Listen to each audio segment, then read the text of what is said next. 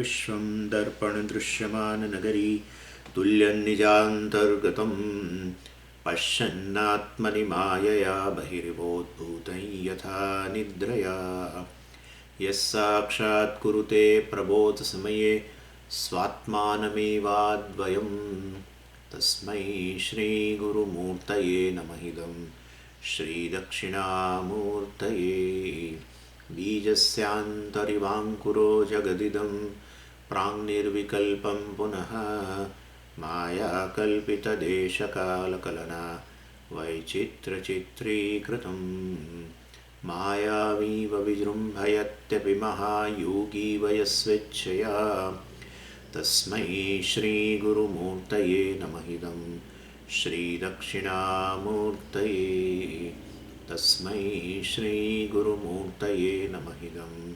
श्रीदक्षिणामूर्तये। ॐ सहना भवतु सहनौ भुनक्तु सह वीर्यं करवावहै तेजस्विनावधीतमस्तु मा विद्विषावहै। ॐ शान्तिः शान्तिः शान्तिः।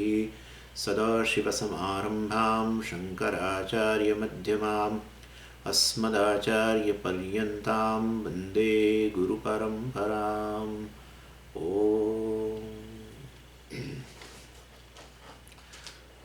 એટલે આપણે 9મો અધ્યાય પંચદશીનો શરૂ કર્યો છે અને એમાં વિદ્યારણ્ય સ્વામીજી એક બહુ વિલક્ષણ વસ્તુ રજૂ કરી રહ્યા છે અહીંયા, અને જે સામાન્ય રીતે બીજા ગ્રંથોમાં જોવા મળતી નથી એવી વસ્તુ છે આ, અને એ છે અહમ બ્રહ્માસ્મિ વૃત્તિની આવૃત્તિ કરવી. એ મહાવાક્ય જે છે, જે સામાન્ય રીતે મહાવાક્યને નું વિશ્લેષણ કરીએ આચાર્ય મુખથી વગેરે, એટલે જ્ઞાન ઉત્પન્ન થાય કે હું બ્રહ્મ છું, અને એ જ્ઞાન વૃત્તિ શ્રવણ અને મનનથી ઉત્પન્ન થાય. કારણ કે એમાં શ્રવણ કરીએ એટલે હું બ્રહ્મ છું, એ તો શાસ્ત્રનું તાત્પર્ય બરાબર છે કે જીવ બ્રહ્મ છે, એ તો બરાબર છે, પરંતુ મને અનેક સંશયો પણ હોઈ શકે, અને એ બધા સંશયોની પણ નિવૃત્તિ કરીએ શ્રવણથી, શાસ્ત્રોનું તાત્પર્ય સમજીએ, મનનથી આપણા મનમાં રહેલા સંશયો, બ્રહ્મ વિષયક સંશયો કે જીવ બ્રહ્મ તો કેવી રીતે હોઈ શકે, શક્ય જ નથી વગેરે વગેરે, એ બધા સંશયોની પણ આપણે નિવૃત્તિ કરીએ તો પછી હવે જ્ઞાન તો ઉત્પન્ન થયું કે હું બ્રહ્મ છું, પરંતુ પેલી વારંવાર દેહાત્મ બુદ્ધિ પાછી આવી જતી હોય છે. એટલે એ વિપરીત ભાવના છે. એ વિપરીત ભાવનાની નિવૃત્તિ માટે આ અહમ બ્રહ્માસ્મિ જે વૃત્તિ જ્ઞાન વૃત્તિ છે એની આવૃત્તિ કર્યા કરવી પડે. અર્થાત નિધિધ્યાસનમાં બેસીને વારંવાર આપણે બતાવવું પડે કે હું બ્રહ્મ છું, હું દેહ નથી વગેરે વસ્તુઓ સ્પષ્ટ કરવી. પાછી સ્પષ્ટ થયેલી જ્ઞાન વૃત્તિ હોય, પરંતુ આ વિપરીત ભાવનાને કારણે વારંવાર દેહાત્મ બુદ્ધિ ઉત્પન્ન થાય, વારે વારે બંધનનો અનુભવ થાય. એને ખાતરી થઈ ગયેલી છે કે હું બ્રહ્મ છું અને મુક્ત છું એ રીતે, એટલે કે મોક્ષ કોઈ પ્રાપ્તિનો વિષય નથી, એ બધું બરાબર છે, પણ છતાંય વારંવાર પેલું બંધન એ ભ્રમને કારણે હું દેહ છું એ પ્રકારનો ભ્રમ ઉત્પન્ન થવાને કારણે વળી પાછો બંધનનો અનુભવ થાય. અને આ રીતે એને નિવૃત્તિ માટે, આ દેહાત્મ ભાવનાની નિવૃત્તિ માટે, જેને વિપરીત ભાવના કહેવાય છે, કારણ કે વિપરીત છે, હું બ્રહ્મ છું એનાથી વિપરીત છે, હું દેહ છું એ વસ્તુ વિપરીત છે. એ વિપરીત ભાવનાની નિવૃત્તિ માટે આ નિધિધ્યાસન કરવું જોઈએ. પરંતુ એટલે આ વ્યક્તિ એવી છે જેને ખાતરી થઈ ગઈ છે કે હું મુક્ત છું, મોક્ષ મારે પ્રાપ્તિનો વિષય નથી, એ વસ્તુ સ્પષ્ટ છે એને, એટલે મોક્ષને હવે ભવિષ્યની ઘટના તરીકે જોતો જ નથી. પરંતુ આવી રીતે અજ્ઞાનને કારણે આવા બંધનનો અનુભવ થાય, દેહાત્મ ભાવનાને કારણે બંધનનો અનુભવ થાય, અને એની નિવૃત્તિ માટે નિધિધ્યાસન કરે. શ્રવણ મનનથી જે જ્ઞાનવૃત્તિ ઉત્પન્ન થઈ છે એ જ્ઞાનવૃત્તિ જ્ઞાન નિષ્ઠા બની જાય, હું બ્રહ્મ છું એ વસ્તુ બિલકુલ સ્પષ્ટ થઈ જાય આ વ્યક્તિને. હવે એ વ્યક્તિ પોતાને મનુષ્ય તરીકે લે જ નહીં.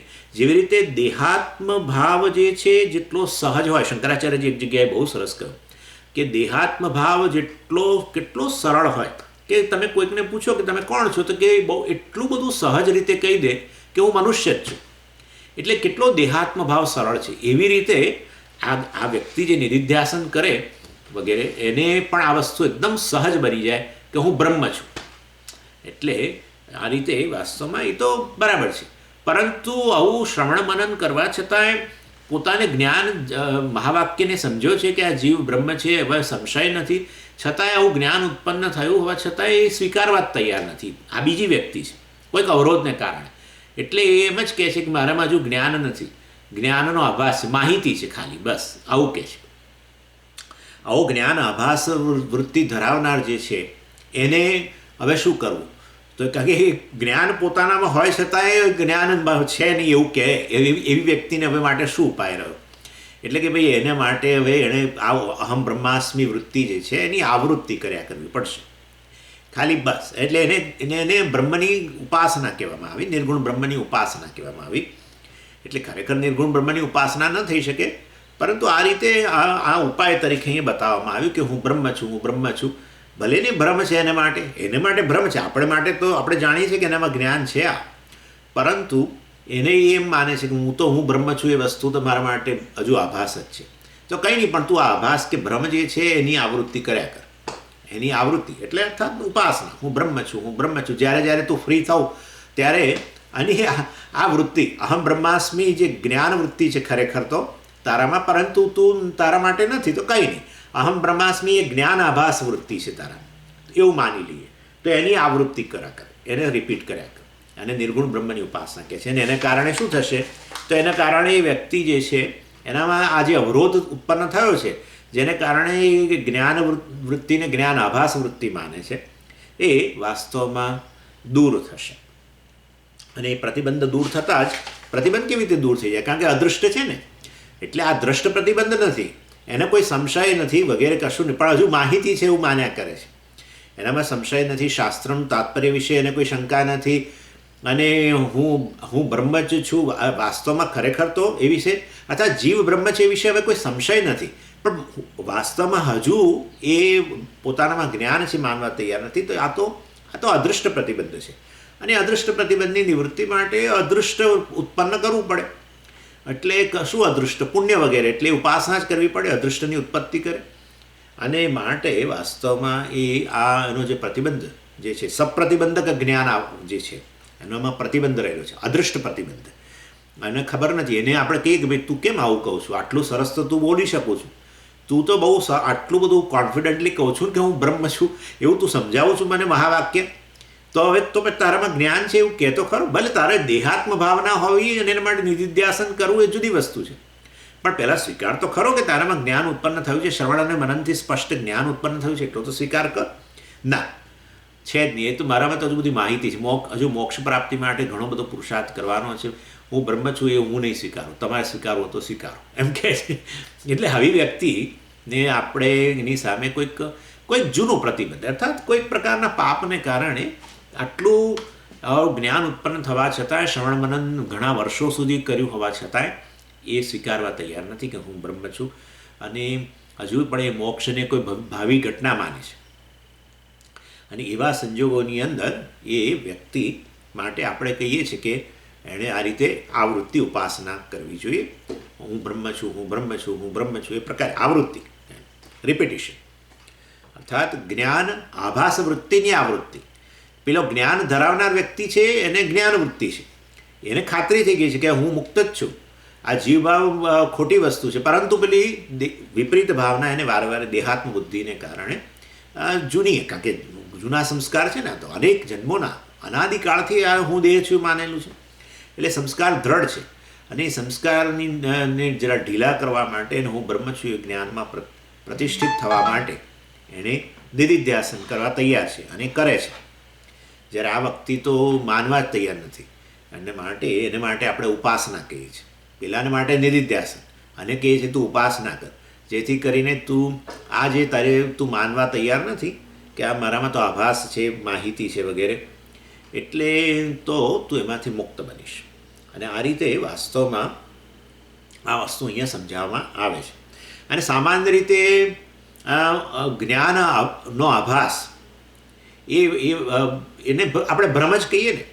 એટલે ભ્રમ જે હોય એ સામાન્ય રીતે તો એવું બને કે અર્થાત હું બ્રહ્મ છું એ દાખલા તરીકે વ્યક્તિ જે છે જે આ સ્વીકારતો નથી, એ તો કહેશે કે આ તમે મને આ ભ્રમની આવૃત્તિ કરવાનું કહો છો. હું બ્રહ્મ નથી છતાંય તમે મને કહો છો કે અહમ બ્રહ્માસ્મિ, અહમ બ્રહ્માસ્મિ, અહમ બ્રહ્માસ્મિ, એ આવૃત્તિ કર્યા કર. તો આ તો ભ્રમની મારે આવૃત્તિ કરવાનું તમે મને કહો છો. તો આપણે કહીએ છીએ હા એ કર, વાંધો નહીં, તું તો સ્વીકારવા તૈયાર નથી જ, અને માટે હું બ્રહ્મ છું તારા માટે ભ્રમ છે, તો કંઈ નહીં, પણ તું એની આવૃત્તિ કર. અરે પણ ભ્રમ તો કશું ઉત્પન્ન ન કરે. ભ્રમ તો સામાન્ય રીતે વાસ્તવમાં હંમેશા એ અનિષ્ટની જ ઉત્પત્તિ કરે. તમે તો આવું વેદાંતમાં શીખવાડો છો કે ભ્રમ તો હંમેશા અનર્થકારી હોય છે. અને માટે વાસ્તવમાં આ સર્પ છે એ તમે કહો છો ત્યારે તમે કોઈ દિવસ એવું કહ્યું કે આ સર્પ છે એ પ્રકારની આવૃત્તિ કર? કારણ કે તમને ખબર છે કે એ તો ઉપરથી ભ્રમ છે ને, એ તો નુકસાન કરે છે, ભય ઉત્પન્ન કરે છે. અને તમે અહીંયા મને કહો છો કે હું બ્રહ્મ છું, એ ભ્રમની આવૃત્તિ કર. હા ભાઈ, એવું હોય છે કે કેટલાક ભ્રમ છે ને એ છેવટે ફાયદાકારક થતા હોય છે. અને માટે જે ભ્રમ વાસ્તવમાં છેવટે લાભદાયક બનતા હોય એ ભ્રમને સંવાદી ભ્રમ કહેવામાં આવે છે. અને જે ભ્રમ વાસ્તવમાં છેવટે નુકસાનકારક, ભય ઉત્પન્ન કરે, બીજું કંઈક ઉત્પન્ન, શોક ઉત્પન્ન કરે અને ડિસ્કમ્ફર્ટ ઉત્પન્ન કરે, તો એ બધું વિસંવાદી ભ્રમ કહેવામાં આવે છે. એટલે રજ્જુને સર્પ માનવા રૂપી જે ભ્રમ છે એ વિસંવાદી ભ્રમ છે. જ્યારે વાસ્તવમાં હું બ્રહ્મ છું એ પ્રકારે તું આવૃત્તિ કરતો રહીશ, એ ભલે તારા માટે ભ્રમ હોય, પણ એ છેવટે આ જ્ઞાનમાં પરિણમશે. તું સ્વીકારીશ, પેલો અદૃષ્ટ પ્રતિબંધ દૂર થશે ઉપાસનાને કારણે. એટલે હવે તું સ્વીકારીશ કે હું બ્રહ્મ છું. પછી તું નિધિધ્યાસન કરીને દેહાત્મ ભાવનામાંથી મુક્ત થઈશ. એટલે આ જ્ઞાન આભાસ વૃત્તિ પછી તું જ્ઞાન વૃત્તિના રૂપમાં સ્વીકારીશ. અને એ રીતે છેવટે તને ભલે તારા માટે આ ભ્રમ હોય કે હું બ્રહ્મ છું, એ મારા માટે ભ્રમ છે, કંઈ વાંધો નહીં, પણ આ ભ્રમની આવૃત્તિ કર્યા કર, એ તારા માટે લાભદાયક થશે. અને માટે આ પ્રકારના ભ્રમને સંવાદી ભ્રમ કહેવામાં આવે છે. અને વિદ્યારણ્ય સ્વામી આ સંવાદી ભ્રમને સમજાવવા માટે પહેલા શ્લોકથી માંડીને તે 12મા શ્લોક સુધી આ 9મા અધ્યાયના ઉદાહરણો બધા આપે છે, દ્રષ્ટાંત. અને પહેલું પ્રત્યક્ષ સ્તરે એક ઉદાહરણ આપે છે. અર્થાત તમે કશુંક જુઓ પરંતુ એ વાસ્તવમાં ભ્રમ હોય, પરંતુ ભલે ને ભ્રમ હોય છતાં છેવટે તમારા માટે એ લાભદાયક સાબિત થાય. અને એ રીતે પ્રત્યક્ષના સ્તરે પણ આવી રીતે સંવાદી ભ્રમ હોઈ શકે. અનુમાન કંઈક કરો પણ એ અનુમાન ખોટું જ હોય, ખરેખર ભ્રમ હોય, પણ તોય તમારા માટે લાભદાયક થઈ જાય. એના માટે પછી ઉદાહરણ આપશે. અને પછી શાસ્ત્ર કહેશે કે આવો ભ્રમ કર. શાસ્ત્ર આપણને કહે તું ભ્રમ કરાવો. અને શાસ્ત્રની વાત માનીને આપણે ભ્રમ ઉત્પન્ન કરીએ, જાણી જોઈને, એકને બદલે બીજું જોઈએ, અને છતાંય પાછું આપણા માટે લાભદાયક થાય. અને આવી રીતે પ્રત્યક્ષ, અનુમાન અને શાસ્ત્રના દૃષ્ટાંતો આપીને આ 1 થી 12 શ્લોકની અંદર સમજાવશે કે ભાઈ આ સંવાદી ભ્રમ જે હોય છે, અર્થાત આવા પ્રકારનો ભ્રમ કેવી રીતે લાભદાયક થાય છે, એ વસ્તુ સમજાવે છે. અને હવે આપણે પહેલું આમ તો જોઈ ગયા છીએ 4 શ્લોક સુધી તો, પરંતુ ફરી સહેજ જરા એક નજર કરીએ. જુઓ, પહેલા શ્લોકમાં જ એણે કહી દીધું કે વાસ્તવમાં મણિ પ્રદીપ પ્રભયો મણિબુદ્ધ્યાભિધાવતો મિથ્યા જ્ઞાન અવિશેષેપી વિશેષ અર્થક્રિયામ પ્રતિ. એટલે વાસ્તવમાં કહે છે કે આ મણિપ્રદીપ પ્રભયો, મણિપ્રભા દીપપ્રભા, આપણે જોઈ ગયા કે 2 ઓરડા જોડે જોડે છે, અને બંને ઓરડા રાત્રિનો સમય છે, અને બંને ઓરડા પ્રકાશિત જણાય છે, અને પ્રકાશન બહારના તરફ નેચરલી બારણામાંથી આવી રહ્યો છે. અને એ બારણામાંથી જે પ્રકાશ બહાર આવે છે એમાં એક ઓરડામાં દીવો છે, એટલે દીવાનો પ્રકાશ બારણામાંથી સહેજ બહાર આવે છે અને અંધારામાં તમને દેખાય. બીજામાં મણિ મૂકેલો છે, અને એ મણિનો પ્રકાશ પણ એ બીજા ઓરડામાંના બારણામાંથી બહાર આવી રહ્યો છે. અને 2 વ્યક્તિઓ દૂરથી આ અંધારામાં આવી રહી છે, અને બંને જણા આ જુદા જુદા ઓરડાની અંદર આ રીતે આ પ્રકાશને જુએ છે. એક વ્યક્તિ જે છે, જે પેલો દીવો મૂકેલો છે એ ઓરડામાંથી જે દીવાનો પ્રકાશ બહાર આવે છે ને, એને મણિ માની લે છે, અને એ તરફ દોડે છે. બીજી વ્યક્તિ જે છે એ પેલા બીજા ઓરડામાં જે મણિ મૂકેલો છે એની પ્રભા, એનો પ્રકાશ જે બહાર આવી રહેલો છે, એ મણિ પ્રકાશને જ મણિ માની લે છે. એટલે પહેલી વ્યક્તિ છે એ દીપ પ્રકાશને મણિ માને છે, બીજી વ્યક્તિ જે છે એ મણિ પ્રકાશને મણિ માને છે, અને બંને જણા દોડે છે જુદા જુદા ઓરડા તરફ. હવે જેણે દીપ પ્રકાશને જ મણિ માની લીધો છે એ ઓરડા પાસે ગયો, તો એણે અંદર ઓરડામાં જઈને જોયું તો એને ખબર પડી કે આ તો દીવો જ છે. જ્યારે પેલી બીજી વ્યક્તિ બીજા ઓરડા તરફ દોડી, જેણે મણિપ્રકાશને મણિ માન્યો હતો, એ ભ્રમ જ છે. અને એ મણિપ્રકાશને મણિમાન, પણ એ ઓરડા પાસે પહોંચ્યો ત્યારે ખબર પડી કે મણિપ્રકાશ તો ખરેખર મણિ નથી, પરંતુ અંદર જે મણી પડ્યો છે એનો એ પ્રકાશ બહાર આવી રહ્યો હતો ને એને મેં મણી માની લીધેલો હતો. અને માટે એ વ્યક્તિએ જે મણી પ્રકાશને મણી માને ભ્રમ કર્યો, એ ભ્રમને દ્વારા છેવટે એને પેલો અંદર મણી પ્રાપ્ત થઈ ગયો. મણી એટલે જ્વેલ, વેરી પ્રેશિયસ સ્ટોન. એટલે એ રીતે એને લાભદાયક થયો. અને માટે આ રીતે મણિપ્રકાશને મણીના રૂપમાં ભ્રમ જોનાર, મતલબ એવો પ્રકારનો ભ્રમ ધરાવનારને છેવટે લાભ પ્રાપ્ત થયો, મણી પ્રાપ્ત થયો. એમ કરીને પ્રત્યક્ષનું ઉદાહરણ આપ્યું. આ તો જોયું ને, જોયું પણ એ ભ્રમ હતો. મણિપ્રકાશ જોયો પણ એને મણી માની લીધો. એટલે આ રીતે પ્રત્યક્ષનું આ ઉદાહરણ આપવામાં આવ્યું. અને આપણે પછી એની આજે આખો ઘટના આપણે જોઈ જ ગયા છીએ. અને પછી બીજા, ત્રીજા, ચોથા વગેરે શ્લોકમાં સમજાવવામાં આવ્યું. અને પછી છેવટે 5મા શ્લોકમાં કહ્યું કે ન લભ્યતે મણિ દીપ પ્રભામ પ્રતિ અભિધાવતા પ્રભાયામ ધાવતા અવશ્યમ લભ્યેત એવ મણિર્મણેહે. બહુ સરસ કહ્યું કે છે મણિ અરે દીપ પ્રભામ પ્રતિ અભિધાવતા મણિ ન લભ્યતે. દીપ પ્રભામ પ્રતિ, દીવાનો પ્રકાશને જોઈને એના પ્રતિ અભિધાવતા દોડી રહેલો આ મનુષ્ય જે છે એને છેવટે ઓરડા પાસે પહોંચ્યો ત્યારે મણિ ન લભ્યતે, એને મણિ પ્રાપ્ત ન થયો. બરાબર ને? એટલે વાસ્તવમાં આ દીપ પ્રકાશને ઓરડામાંથી આવતો તો એ દીપ પ્રકાશને દીવાનો પ્રકાશ કે દીવો માન્યો હોત તોય જુદી વસ્તુ હતી. પણ એને બદલે એને મણી માનીને દોડ્યો કે મને મણી મળી જાય. અને મણિ ન લભ્યતે, કારણ કે દીવાનો પ્રકાશ હોય તો ક્યાં દીવો જ પ્રાપ્ત થાય, બીજું શું પ્રાપ્ત થાય? એટલે દીપ પ્રભાને મણિરૂપી ભ્રમ જોનાર, મણિરૂપે જોનાર, એને મણિ ન લભ્યતે. જ્યારે મણેહે પ્રભાયામ ધાવતા, મણેહે પ્રભાયામ ધાવતા, મણિપ્રકાશ તરફ દોડી રહેલો આ વ્યક્તિ જે છે, કેમ દોડી રહ્યો છે? મણિપ્રકાશને જ મણી માની લીધો.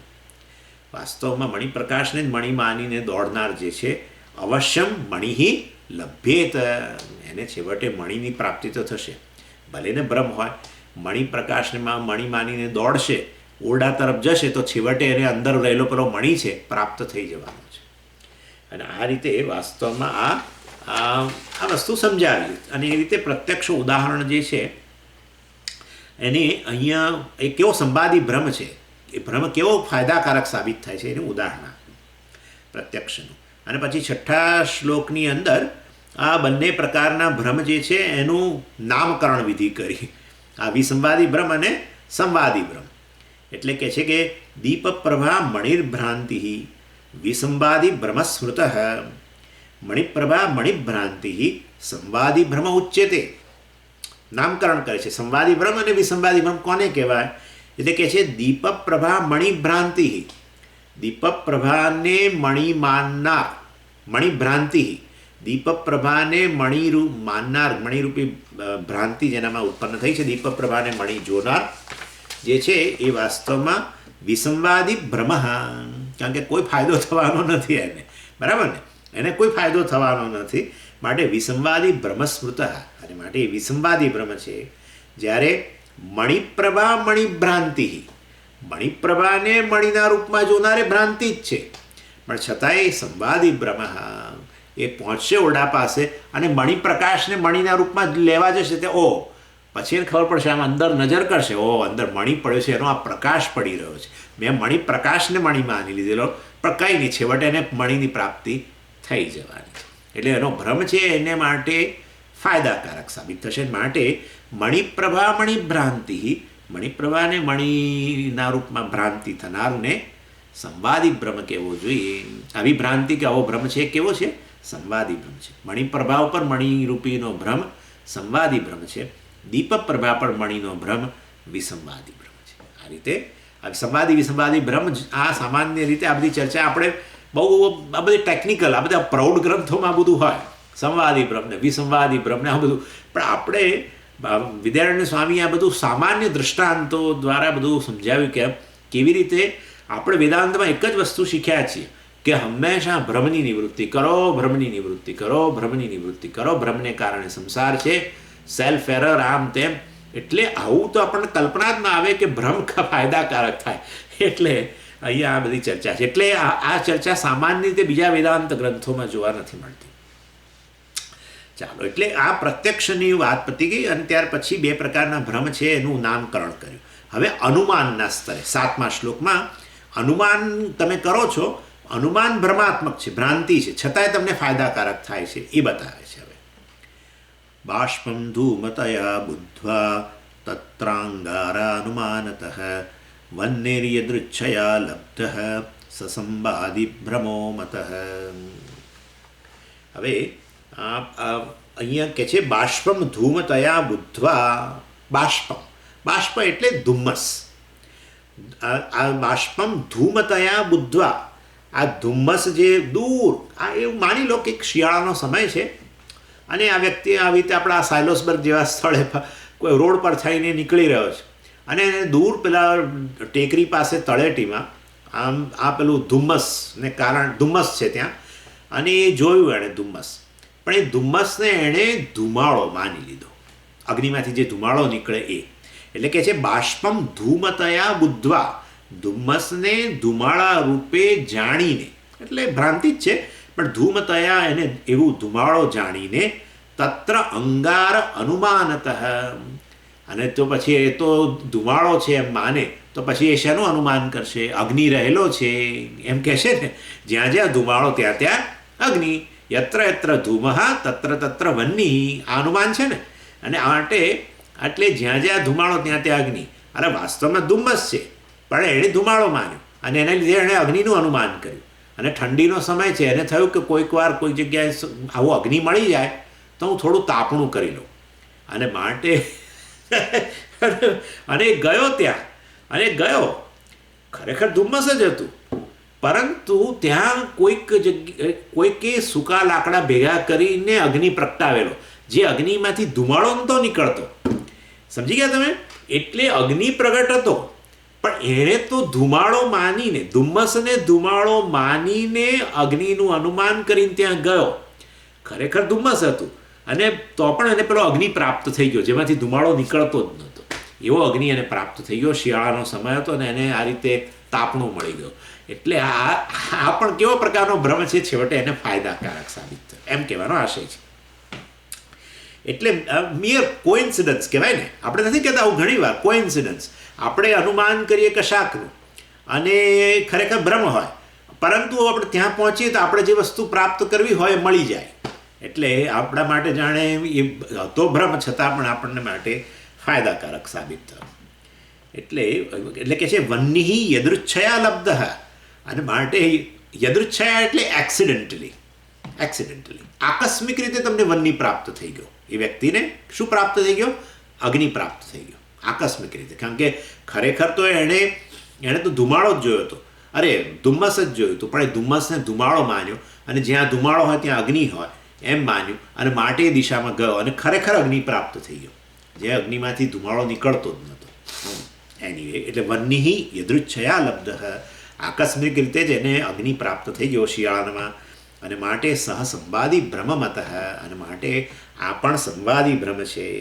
આ રીતે આ અનુમાનના સ્તરે ઉદાહરણ આપ્યું. પેલું મણીવાળું જે આપણું દ્રષ્ટાંત હતું એ પ્રત્યક્ષ, એ પેલા 2 વ્યક્તિઓ જોઈને દોડેલા.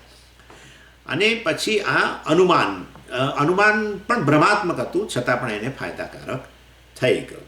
અને હવે શાસ્ત્રના દૃષ્ટાંત આપે છે 8મા શ્લોકની અંદર. ગોદાવર્યુદકમ ગંગોદકમ મત્વા વિશુદ્ધયે સંપ્રોક્ષ શુદ્ધિમાપ્નોતિ સસંવાદિ ભ્રમો મતઃ. ગોદાવરી ઉદકમ, ગોદાવરીનું જળ. એટલે ગોદાવરીનું જળ જે છે, માની લઈએ કે એના ઘરે કોઈક લાવ્યું છે ગોદાવરીનું જળ, અને એણે એક દિવસ કાઢીને પેલું જે હોય ને, આપણે નથી પેલું શું કે તાંબાનો લોટાની અંદર ઉપર આમ રેણ કરીને લાવતા હોય છે ઘણા લોકો, ખાસ કરીને ગંગાજળના સંદર્ભમાં. પરંતુ આવું ગોદાવરીનું જળ કોઈક લઈ આવ્યું દક્ષિણમાં ગયું ત્યારે, અને આવો એને આપેલો કળશ, અને કહ્યું હશે કે ભાઈ આ ગોદાવરીનું જળ છે, તમે તમારે સ્નાન કરતી વખતે એનું તમે થોડું તમારા બકેટમાં નાખીને પછી સ્નાન કરજો, એટલે જાણે ગોદાવરીમાં સ્નાન કરીને તમને પુણ્ય. આ બધા ક્ષેત્ર છે ને, ક્ષેત્રના સ્નાનનો બહુ મોટું મહત્વ છે. ગંગે છે યમુને ચૈવ ગોદાવરી સરસ્વતી નર્મદે સિંધુ કાવેરી જલેસ્મિન સન્નિધિં કુરુ. અસ્મિન જલે સન્નિધિં કુરુ એટલે સવારે સ્નાન કરતા હો ત્યારે તમે આવો શ્લોક બોલો કે આમાં બધી જ નદીઓનું આવાહન થાવ આપણે બકેટની અંદર. કેમ? કારણ કે ક્ષેત્ર સ્નાન જેટલું પુણ્ય મળે. ગંગે યમુને ગોદાવરી સરસ્વતી વગેરે એટલે એટલે એણે બહુ પછી એ વસ્તુ ભૂલી ગયો. એને આપેલું ખરો કોઈક આ રીતે કળશ અને એ ભૂલી ગયો. પછી એક દિવસ એના હાથમાં આવ્યું. એને થયું કે આ તો પેલું જળ છે, પણ એ ભૂલી ગયો કે આ ગોદાવરીનું જળ છે કે ગંગાનું જળ છે. કારણ કે પેલા રેડ કરીને પેલો તાંબાનો લોટો આપ્યો, એને એમ થયું કે કોઈકે મને આ ગંગા જળનો એ આપેલું છે, અને એણે પેલું રેણ તોડીને પેલા એમાં નાખ્યું અને પછી એનાથી સંપ્રોક્ષણ કરવા માંડ્યું, લઈ છાંટવા, બોલતા ગંગે છે યમુને ચૈવ વગેરે. એટલે ખરેખર ગોદાવરીનું જળ એણે પેલામાં ઉમેર્યું છે બકેટની અંદર, પણ એને ગંગાજળ માન્યું. અને ગંગાજળ માન્યું તો માન્યું, અને એનાથી પાછું પ્રોક્ષણે કર્યું ગંગાનું જળ માનીને, કે જાણે એનું આચમને થોડું કરી લીધું અને એને એનાથી સ્નાન પણ કર્યું કે પ્રોક્ષણ કર્યું. પ્રોક્ષણ પણ સ્નાન છે એકચ્યુઅલી. આ પ્રોક્ષણ જે છે ને એ આપણા દેહની શુદ્ધિ માટે હોય છે. દેહને એટલે ઘણીવાર શું થતું હોય છે, આ તો જાણે બરાબર છે, પરંતુ રોજે રોજ સ્નાન કરીએ ત્યારે આ છે ને એક મને લાગે છે અઘર્મષણ સૂત્ર છે કે સૂક્ત છે, વેદમાં જ રહેલું છે. એટલે આપણા રાત્રિ દરમિયાનના કે પૂર્વના દિવસના પાપ, અઘ એટલે પાપ, એની નિવૃત્તિ માટે સવારે તમે જ્યારે સ્નાન કરો તો એ સ્નાનમાં આ રીતે નદીઓનું આવાહન કરેલું હોય ને એનાથી સ્નાન કરો તો આપણે એ પાપ, રાત્રિએ કરેલા પાપ કે પૂર્વ દિવસમાં કરેલા પાપ છે બધા ધોવાઈ જાય. એ પ્રકારનું એ સૂક્તમાં બધું એમાં નિરૂપણ છે. એનીવે એટલે પ્રોક્ષણ પણ હંમેશા આ આત્મશુદ્ધિ માટે એટલે કે દેહ શુદ્ધિ વગેરે માટે હોય છે. આ પ્રાણાયામ અને પ્રોક્ષણ આ બધું જે હોય છે ને એ ખરેખર એના માટે. પ્રાણાયામથી આપણા પ્રાણની શુદ્ધિ અને આ પ્રોક્ષણ વગેરેથી દેહ વગેરેની શુદ્ધિ, અને શુદ્ધ થઈને પછી પૂજા કરવી જોઈએ. એટલા માટે હંમેશા પૂજા શરૂ કરીએ પહેલાં પ્રોક્ષણ કરવાનો અને પ્રાણાયામ કરવાનો હંમેશા નિયમ હોય છે. એટલે દેવો ભૂત્વા દેવમ યજેત એવું કહેવામાં આવે છે. દેવ જેવા બનીને, શુદ્ધ બનીને પછી દેવનું યજન કરો, દેવ પૂજન કરો એવું હોય છે. એનીવે એટલે ગંગોદકમ મત્વા ગોદાવરી ઉદકમ ગંગોદકમ મત્વા છે ગોદાવરીનું જળ, પણ એને ગંગા ઉદકમ, એને ગંગાનું જળ માનીને વિશુદ્ધએ સંપ્રોક્ષ્ય, વિશુદ્ધિ માટે, પાપ નિવૃત્તિ માટે એણે સંપ્રોક્ષણ કર્યું. અને ત્યારે તો પણ શુદ્ધિ માપ નહોતી, તો પણ એને શુદ્ધિ પ્રાપ્ત થઈ ગઈ. કારણ કે વાસ્તવમાં આ પ્રકારે હંમેશા તમે આવું પ્રોક્ષણ કરો ને, અને આમે ગોદાવરી ક્ષેત્ર જ છે માટે એક તમે સંપ્રોક્ષણ કરો કે એનું સહેજ પાન આચમન પણ કરો તો પણ તમને શુદ્ધિ તો પ્રાપ્ત થાય, પાપ નિવૃત્તિ થાય જ. પણ અહીં તો ભ્રમ છે. ગોદાવરીના જળની ઉપર એને ગંગાજળનો ભ્રમ થયો, અને એવું માની ગંગાજળ માનીને એણે આ રીતે સંપ્રોક્ષણ કર્યું શુદ્ધિકરણ માટે, તો પણ એને શુદ્ધિ પ્રાપ્ત થઈ ગઈ. અને માટે આ ભ્રમ પણ કેવા પ્રકારનો ભ્રમ છે? સંવાદી ભ્રમો મત, આ પણ સંવાદી ભ્રમ છે એવું અહીંયા કહેવામાં આવે છે. કયા પ્રકારનો સંવાદી ભ્રમ? શાસ્ત્રીય સંવાદી ભ્રમ. શાસ્ત્રીય છે ને આ વસ્તુ તો, કારણ કે આવું ગંગાજળ વગેરેથી પ્રોક્ષણ કરવાથી તમને શુદ્ધિ પ્રાપ્ત થઈ જાય, આવું તો કોઈ બહાર કોઈ વ્યક્તિ ના કહે. પણ આ તો શાસ્ત્ર કહે આવી વસ્તુ કે ભાઈ પુણ્ય વગેરેની ઉત્પત્તિ થાય વગેરે. પણ આ વ્યક્તિએ તો ગોદાવરીના જળને ગંગાજળ માની લીધું અને તો એણે પ્રોક્ષણ કર્યું તો પણ એને શુદ્ધિ પ્રાપ્ત થઈ ગઈ. માટે આવો ભ્રમ, આવી ભ્રાંતિ સંવાદી ભ્રમ કહેવાય, કારણ કે લાભદાયક સાબિત થયો. અને માટે શાસ્ત્રનું ઉદાહરણ પણ આ રીતે આપવામાં આવ્યું. પહેલાં અનુમાનનું ઉદાહરણ આપ્યું, એના પહેલાં મણિપ્રભા વગેરેમાં પ્રત્યક્ષનું ઉદાહરણ આપ્યું, અને આ રીતે બતાવે છે કે પ્રત્યક્ષ સ્તરે, અનુમાનના સ્તરે કે શાસ્ત્ર તમને કંઈક ભ્રમ કરવાનું કે, અને પ્રત્યક્ષના સ્તરે તો શાસ્ત્ર ના કહે, એ તો તમે જાતે કરો છો પણ લાભદાયક થાય. અનુમાન કરો, ખોટું અનુમાન કરો, ભ્રમ હોય તો પણ લાભદાયક થાય. અને શાસ્ત્ર કે આવો ભ્રમ હોય તો પણ તમારે લાભદાયક થાય. પણ શાસ્ત્ર લાભ હજુ કહેશે તો આગળ, પણ અહીંયા તો શાસ્ત્રીય વસ્તુ છે, પુણ્ય પ્રાપ્તિ શાસ્ત્રીય વસ્તુ છે. અહીંયા શાસ્ત્રે તો એવું કહ્યું છે કે ગંગાજળ વગેરે જે છે એનાથી પ્રોક્ષણ કરવાથી આ રીતે પાપમાંથી નિવૃત્તિ થાવ અને માટે શુદ્ધિ પ્રાપ્ત થાય વગેરે. પરંતુ ગોદાવરી જે છે એના ગોદાવરીના જળને ગંગાજળ માની લીધું. તો પણ એને આ રીતે શુદ્ધિ પ્રાપ્ત થઈ. અને પરંતુ આવી શુદ્ધિ આ છે વસ્તુ શાસ્ત્ર સંબંધિત, પ્રોક્ષણ વગેરેથી શુદ્ધિ પ્રાપ્ત થવી માટે આપણે આ ઉદાહરણને શાસ્ત્રીય ઉદાહરણ કહીશું, સંવાદી બ્રહ્મનું. એવું છે. હવે બીજું ઉદાહરણ આપે છે, બહુ વિલક્ષણ ઉદાહરણ આપે છે. જ્વરેણાપ્તસન્નિપાતમ ભ્રાંત્યા નારાયણમ સ્મરન મૃતસ્વર્ગમમાપ્નોતિ સસંવાદિ ભ્રમો મતઃ. આ ઉદાહરણ છે ને, એનું બેકગ્રાઉન્ડ ભાગવતનું પેલું ઉદાહરણ છે. તમને ખબર જ છે જો કે અજામિલનું ઉદાહરણ છે. એ અજામિલ એ દીકરાનું નામ નારાયણ હતું. અને અજામિલ છેવટે એ તો બિલકુલ પેલો લૂંટારો હતો ને, અને એણે નારાયણ ભગવાન સાથે કોઈ લાગતું વળગતું જ નહોતું. પરંતુ અને હવે એને મરણકાળ આવી ગયો ત્યારે પોતાના નાના દીકરો જે છે જેનું નામ નારાયણ હતું એનું સ્મરણ કરતો, અર્થાત એને બોલાવતો હતો, કારણ કે એને હવે એને મૃત્યુનો સમય આવી ગયો. પણ આવી રીતે નારાયણ નારાયણ કરતો હશે, એને પોતાના દીકરાને બોલાવતો હશે, પણ એમાં ભગવાનને પણ એ થઈ ગયું, ભગવાનને ભ્રમ ઉત્પન્ન થયો કે આ મને બોલાવે. એટલે વાસ્તવની અંદર પેલા ભાઈ તો અજામિલને તો ભ્રમ હોઈ શકે, પરંતુ ખરેખર આને ભ્રમ થાય, ભગવાનને ભ્રમ થઈ ગયો. ને ભગવાન કે પોતાના દૂતોને કહ્યું જાઓ ભાઈ, એ તો મને યાદ કરે છે અને માટે એને અહીંયા લઈ આવો. યમદૂતો પહોંચે પહેલાં તમે પહોંચી જાઓ, નહીં તો યમદૂતો એને લઈ જશે તો એની બિચારાની દુર્ગતિ થશે. અને માટે વિષ્ણુદૂત જે છે નારાયણના દૂતો ગયા ત્યાં, અને ત્યાં એવું બને છે ખરું કે યમદૂતો આવી ગયા છે ને યમદૂતો ને નારાયણના દૂતો વચ્ચે થોડું ઘર્ષણ થાય છે. અને એની છેવટે ભગવાનના દૂતો જે છે વિષ્ણુદૂતો જીતી જાય છે ને એને લઈ જાય છે ને એની મુક્તિ થાય છે. હવે આ એ ભ્રમ જ છે ને, એણે તો પોતાના દીકરાને બોલાવતો હતો નારાયણ, એમાં પેલા ભગવાનને કંઈક ભ્રમ થઈ ગયો, મને બોલાવે છે. અને તો એ છેવટે પેલા અજામિલના ફાયદામાં સાબિત થયું. એટલે પરંતુ અહીંયા છે ને જરાક એ વસ્તુ આધારે એનો જ છે, ભાગવતના ઉદાહરણ વસ્તુનો દ્રષ્ટાંતનો, પણ એને અહીંયા થોડુંક જરા જુદું આમાં જોવાનું છે. અહીં કહે છે જ્વરેણ આપ્ત સન્નિપાતમ ભ્રાંત્યા નારાયણમ સ્મરન. ઘણીવાર બહુ જ તાવ આવે ને, મેલેરિયા વગેરે પણ ખૂબ તાવ આવે, જ્વરેણ આપ્ત એનાથી આપ્ત હોય એટલે આ પૂરેપૂરો દેહની અંદર એટલો બધો આ તાવ વ્યાપી ગયો છે.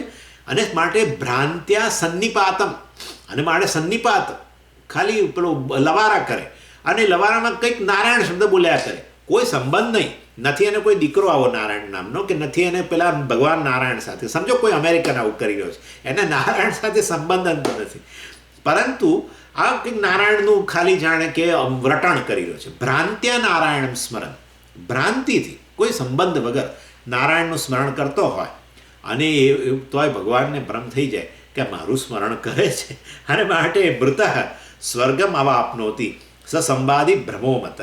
અને છતાં એ વ્યક્તિને ભૂલમાં મૃત, જો કદાચ એ ગુજરી જાય વ્યક્તિ આ જ્વરને કારણે, મેલેરિયામાં અતિશય તાવને કારણે ભલે આવો સન્નિપાત કરતો હોય, પણ છતાં એ જો ગુજરી જાય સ્વર્ગમાં વાપનોતી, એને સ્વર્ગની પ્રાપ્તિ થઈ જાય. કારણ કે નારાયણના નામની આવૃત્તિ કરે છે, જે નારાયણ શબ્દ સાથે કે નારાયણ નામની કોઈ વ્યક્તિ સાથે એને કોઈ કન્સર્ન જ નથી, ન એને કોઈ આવો દીકરો છે નારાયણ નામનો, કે ન એને કોઈ આવા ભગવાન સાથે કન્સર્ન, છતાંય પણ નારાયણ ભ્રાંતિથી એ લવારો કરતો, સન્નિપાત કરતો હોય તો પણ જાણે કે એને પ્રાપ્ત થઈ જાય, સ્વર્ગની પ્રાપ્તિ થઈ જાય. તો આવો ભ્રમ જે છે કેવા પ્રકારનો ભ્રમ છે? સંવાદી ભ્રમ છે. આ રીતે અહીંયા બહુ વિલક્ષણ ઉદાહરણો આપે છે. એટલે અહીંયા આવું પ્રકારનું ઉદાહરણ છે. ચાલો હવે 10મો શ્લોકની અંદર બતાવે છે કે આ રીતે આવા હજારો કે સંવાદી ભ્રમ રહેલા છે. કયા સ્તરે? પ્રત્યક્ષના સ્તરે પણ છે. અમે તો એમ કે ભાઈ તમને થોડાક જ 1 થી 9 શ્લોકની અંદર અમે તમને પ્રત્યક્ષ, અનુમાન અને શાસ્ત્રીય એવા તમને ભ્રાંતિના ઉદાહરણો આપે જે તમારા માટે લાભદાયક થાય. માટે એ બધા ભ્રમ કે ભ્રાંતિ શું કહેવાય? સંવાદી ભ્રમ કહેવાય. પણ આચાર્ય હવે 10મા શ્લોકમાં કહે છે કે આવા ભ્રમ તો જે છે બધા હજારોના આવા ઉદાહરણ છે, હજારોની સંખ્યામાં ઉદાહરણ છે. અને એ વસ્તુ ખાલી અહીંયા બતાવે છે. પ્રત્યક્ષસ્ય અનુમાનસ્ય તથા શાસ્ત્રસ્ય ગોચરે ઉક્ત ન્યાયેન સંવાદી ભ્રમા સંતિ કોટિશઃ. એટલે કહે છે કે આ સંવાદી ભ્રમ જે છે જુદા જુદા લોકોને આવા પ્રકારની ભ્રાંતિ થતી હોય છે, જે ભ્રાંતિ એ બધા લોકો માટે ક્યારેક આવી રીતે લાભદાયક સાબિત થતી હોય. કોટિશઃ એટલે અનેક છે આવા સંવાદી ભ્રમના ઉદાહરણ. સંવાદી બ્રહ્માહ સંતિ કોટિશઃ. કોટી એટલે આમ તો કોટી એટલે આપણે કરોડ, કોટિશઃ એટલે આવા તો હજારો ઉદાહરણ છે એમ કહેવાનો આશય છે. ઉક્ત ન્યાય એટલે અમે તમને જે અત્યારે 1 થી 9 શ્લોકની અંદર જે બતાવ્યું એ પ્રમાણે આવા જે ભ્રમ જે છે જે આવી રીતે ફાયદાકારક સાબિત થાય એવા સંવાદી ભ્રમ અનેક છે. કયા સ્તરે? પ્રત્યક્ષસ્ય અનુમાનસ્ય તથા શાસ્ત્રસ્ય ગોચરે. પ્રત્યક્ષસ્ય ગોચરે, પ્રત્યક્ષ વિષયની અંદર કંઈક જોયું હોય એમાં ભ્રમ હોય. અનુમાનસ્ય ગોચરે, અનુમાન વિષયની અંદર, ગોચર એટલે વિષય, અનુમાન વિષયની અંદર અથવા તો કદાચ અનુમાનનો વિષય મતલબ, અને શાસ્ત્રસ્ય ગોચરે, કોઈ શાસ્ત્રના સંદર્ભની અંદર પણ તમને શાસ્ત્ર વિષયમાં પણ આવું જરૂર ભ્રમ ઉત્પન્ન થઈ શકે જે આવો લાભદાયક સાબિત થાય. માટે સંવાદી ભ્રમ છે એટલે એવા હજારો સંખ્યામાં ઉદાહરણ છે એવું 10મા શ્લોકની અંદર કહ્યું. હવે આમાં છે ને એક બહુ વિલક્ષણ આવું ઉદાહરણ સૌંદર્ય લહેરીમાં રહેલું છે. આવું જેમાં માતાજીને ભ્રમ થઈ જાય છે. આ શંકરાચાર્યજી કહે છે. આ તો સૌંદર્ય લહેરીની અંદર 12મો શ્લોક છે. એ 12મા શ્લોકની અંદર આમ તો મોટો શ્લોક છે પણ એમાં એક વાક્ય એવું છે. એટલે આ સૌંદર્ય લહેરી તમે જાણો છો કે માતાજીને પ્રાર્થના છે, શંકરાચાર્યજીની રચના છે સૌંદર્ય લહેરી. એની અંદર મને લાગે છે 150 શ્લોક કે 100 શ્લોક છે, મને બરાબર યાદ નથી, પણ એટલા શ્લોકો છે એની અંદર. અને એની અંદર આ 12મા શ્લોકની અંદર એનું 100 શ્લોકો છે, બરાબર છે, 100 શ્લોકો છે ને એમાં 12મા શ્લોકમાં આવું વર્ણન છે. ભવાની ત્વમ વિતર દ્રષ્ટિમ મયી દાસે. શું છે? ભવાની ત્વમ વિતર દ્રષ્ટિમ મયી દાસે. એટલે ભક્ત આ દેવીની સામે બેઠેલા છે અને આવી પ્રાર્થના કરે છે કે હે માતા, તું તારી કટાક્ષ દ્રષ્ટિ મારા ઉપર નાખ જેથી મારું કલ્યાણ થાય એમ. અને હું કોણ છું? મયી દાસે, જે હું તારો દાસ છું એના ઉપર. મયી દાસે, એ મારા ઉપર, જે હું તારો દાસ છું એના ઉપર. ત્વમ દ્રષ્ટિમ વિતર, તારી આ કટાક્ષ દ્રષ્ટિ તું નાખ. આવી કટાક્ષ દ્રષ્ટિથી તો આ દેવતાઓ ન્યાલ થઈ ગયા, દેવતાઓ આમ સમૃદ્ધ બની ગયા. આવું તમને ખબર હશે તો આપણા શિવ મહિમ્ન સ્તોત્રમાં પણ છે આવું, કે આવી કટાક્ષ દ્રષ્ટિથી વાસ્તવમાં દેવતાઓ પણ ન્યાલ થઈ ગયા છે. તો હે માતા, તું તારી કટાક્ષ દ્રષ્ટિ મારા ઉપર નાખ જેથી મારું કલ્યાણ થાય. આવી પ્રાર્થના છે. અને ભવાની, ભવ એટલે શિવ અને ભવાની એટલે પાર્વતી. એટલે તું આ રીતે આવી પ્રાર્થના કરે છે. પરંતુ માતાજીને ભ્રમ થઈ જાય છે, કારણ કે આમાં શું છે, ભવાની શબ્દ જે છે ને, જુઓ, એ આ ભવાની એમ કરીને સંબોધન કરે છે. આ આપણે ભક્ત જે છે એની બેઠેલો છે સામે જ, હે ભવાની એમ કહે છે. હે ભવાની ત્વમ વિતર દ્રષ્ટિ, તારી દ્રષ્ટિને તું મારા તરફ નાખ. હું કોણ છું? હું તારો દાસ છું અને માટે તારી કટાક્ષ દ્રષ્ટિ તું મારા પર નાખ. હે ભવાની એમ કરીને સંબોધન કરે છે. પણ આ ભવાની શબ્દ સંસ્કૃતમાં આ રીતે સંબોધનવાચક પણ છે. મૂળ શબ્દ છે ને ભવાની, દીર્ઘ, એ પ્રકારનો શબ્દ છે. ભવાની, ભવાન્યૌ, ભવાન્ય એ પ્રકારના રૂપો છે. એમાં સંબોધન છે હે ભવાની, રસ્વ થઈ જાય એમ, રસ્વ એટલે હે ભવાની એમ. પર અને ભવાની પાછું ક્રિયાપદમાં પણ છે. ભૂ ધાતુ આપણી જે છે જેમાંથી ભવતી વગેરે બને છે એમાં આજ્ઞાર્થ પણ આવું છે. ભવાની, ભવાવ, ભવામ, ભવ, ભવતમ, ભવત એ પ્રકારના રૂપો છે એમાં. એટલે ત્યાં તો ક્રિયાપદ છે અને અહીંયા નાઉન છે. આ તો ભવાની સંબોધનવાચક નાઉન, ભવાની શબ્દમાંથી બનેલું સંબોધન, અને ભવાની આવું ક્રિયાપદ પણ છે. અને એનો અર્થ થાય છે ભવાની એટલે મે આઈ બીકમ, એવો અર્થ થાય છે, હું બનું. એટલે ભવાની શબ્દ સાંભળ્યો ને ખાલી તો ખરેખર તો સંબોધન હતું, કારણ કે સદભાવ બેઠેલો છે. પણ માતાજીને બહુ આમ ઇમ્પેશન્સ થઈ ગઈ, એટલા બધા કરુણામય છે. એટલે આચાર્ય તો શંકરાચાર્યજી એમની આ રીતે સ્તુતિ કરે છે કે આપની કરુણા તો જુઓ કેટલી બધી છે. ભવાની ત્વમ, આટલું જ સાંભળતા એમને થયું કે વાસ્તવમાં આ ભક્ત જે છે એવી પ્રાર્થના કરી રહ્યો છે, ત્વમ ભવાની એટલે તું, હું બની જાઉં. ભવાની એ ક્રિયાપદ તરીકે મે આઈ બીકમ વોટ. ભવાની એ ક્રિયાપદ, મે આઈ બીકમ, પણ વોટ? ત્વમ, તું, એટલે મે આઈ બીકમ યુ. અને બસ આટલું સાંભળ્યું. અરે માતાજી આગળ તો સાંભળો. વિતર દ્રષ્ટિ મયી દાસે, હું તારો જે દાસ છું એના પર દ્રષ્ટિ, તું કટાક્ષ દ્રષ્ટિ નાખ. એવું બધું જો સાંભળ્યું હોત તો વિચારી રત કે આ તો ભવાની સંબોધન છે, પણ એને બદલે ભવાની ત્વમ એટલું સાંભળતા સાંભળતા તો આ માતાજીએ એ ભક્તને જ્ઞાન આપી દીધું. કારણ કે એમને એમ થયું કે આ બિચારો ભક્ત મને એમ કહે છે કે ત્વમ Bhavani, you may I become you. બસ આને માટે ઐક્યનું જ્ઞાન આપી દીધું અને એનો મોક્ષ થઈ ગયો. આમ કરીને એટલે માતાજીને જે ભ્રમ થયો ભવાની શબ્દ સાંભળીને, હતો જુદા અર્થમાં, સંબોધનના અર્થમાં, તો એને ક્રિયાપદ માની લે. આ રીતે એને ઐક્ય જ્ઞાન આપી દીધું, મોક્ષ પ્રદાન કરી દીધો. અને એ એટલે પેલા ભાઈના આવો ભ્રમ, માતાજીને થયેલો ભ્રમ જે છે, કોને ફાયદાકારક થયો? પેલા ભાઈ જે ભક્ત બેઠેલા હતા એને પ્રાપ્ત થયો. વાસ્તવમાં આ તો મયી દાસે એટલે આ તો દ્વૈતનો ઉપાસક છે. હું તારો જે દાસ છું એના પર તું આવી કૃપા દ્રષ્ટિ નાખ. એટલે આ તો દ્વૈતનો ઉપાસક છે, માતાજીને પોતાનાથી ભિન્ન માને છે, છતાં પણ માતાજીને કંઈક આવો ભ્રમ થઈ ગયો અને એને કારણે એને જ્ઞાન આપીને અદ્વૈતનું જ્ઞાન આપી દીધું. કારણ કે એવું માન્યું કે મે આઈ બીકમ યુ, તારામાં તું જ હું બની જાઉં વગેરે વગેરે. ચાલો એનીવે, એટલે આ રીતે આવું માતાજીને ભ્રમ થાય છે, બહુ સારું છે. એટલે આપણે સ્તુતિ કરતા રહીએ ભગવાનની, તો કંઈક જો ભ્રમ ઉત્પન્ન થાય કલ્યાણ થઈ જાય આપણું. એ 11મો શ્લોક હવે. અન્યથા મૃત્તિકા દારૂ શિલાસ્યુર્દેવતા કથમ અગ્નિત્વાદિતિયોપાસ્યાઃ કથમ વાયોષિદાદયઃ. હવે આ સંવાદી ભ્રમની જે ચર્ચા ચાલી રહી છે એમાં જ એક નાનો ફાંટો બીજો એ વિદ્યારણ્ય સ્વામીજી કરે છે અને બતાવે છે આપણને. એટલે આપણે જે છે ભ્રમ વાસ્તવમાં એ અજ્ઞાનમાંથી ઉત્પન્ન થાય છે અને ક્યારેક આ રીતે લાભદાયક સાબિત થઈ જાય, એ બધું આપણે જોઈ રહ્યા છીએ, જેને આપણે બ્લેસિંગ ઇન ડિસ્ગાઇઝ કહીએ છીએ, એ પ્રકારનું જેને બરાબર છે. હવે આવો પ્રકારનો ભ્રમ શાસ્ત્ર તમને પ્રિસ્ક્રાઇબ કરે કે ભાઈ આ ભ્રમ કર, જે ભ્રમ તને ફાયદાકારક થશે. અને એ ભ્રમનું મતલબ શાસ્ત્ર કે વેદ કે અન્ય, મતલબ તમને કે તમે આવો ભ્રમ કરો, અને વેદમાં આવો કયું હોય ને વૈદિક વ્યક્તિ તો એ વેદને અનુસરે, અને માટે વૈદિક એ વ્યક્તિ જે છે જાણી જોઈને પ્રકારનો ભ્રમ કરે અને છેવટે એને માટે ફાયદાકારક થાય. એટલે શાસ્ત્ર વિહિત ભ્રમ જે છે, જે છેવટે પેલા વ્યક્તિને માટે, વૈદિક વ્યક્તિને માટે ફાયદાકારક સાબિત થવાનો છે.